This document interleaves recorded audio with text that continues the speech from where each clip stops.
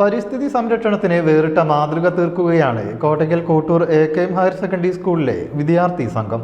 പ്രകൃതി സംരക്ഷണ ദിനാചരണ ഭാഗമായി ഈ ഉൽപ്പന്നങ്ങളുടെ എക്സിബിഷനും സ്കൂളിൽ ഒരുക്കി.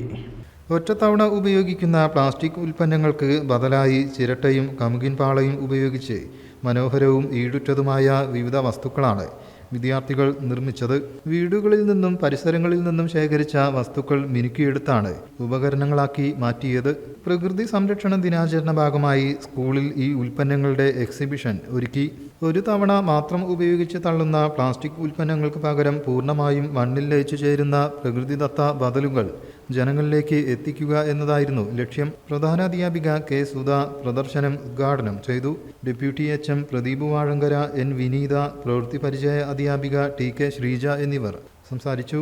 വിദ്യാർത്ഥികളായ ആഗ്നേയ, ഷെൻസ ഖാലിദ്, മുഹമ്മദ് ലെസിൻ, അഭിഷേക്, വരുൺ ദേവ്, അക്ഷയ് എന്നിവർ പരിപാടിക്ക് നേതൃത്വം നൽകി. News bureau, Kottakkal. നമ്മുടെ കുബൂസ്, അത് നമ്മുടെ ഗൾഫിൽ കിട്ടുണ്ടായിരുന്ന കുബൂസില്ലേ, നിനക്കിഷ്ടപ്പെട്ട ആ കുബൂസ്.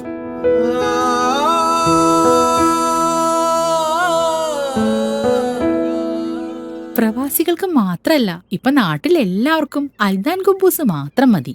അൽദാൻ കുബൂസ് ഇപ്പൊ ന്യൂ ജനറേഷന്റെ ഇഷ്ട കുബുവല്ലേ. ഷുഗർ ഉണ്ടെങ്കിൽ ഗോതമ്പിന്റെ കുബൂസ് ആവാട്ടോ. മലയാളിയുടെ ഭക്ഷണ താല്പര്യങ്ങൾക്ക് ഇനി പുതിയ സ്വാദ്. അൽദാൻ ലെബനീസ് കുബൂസ്.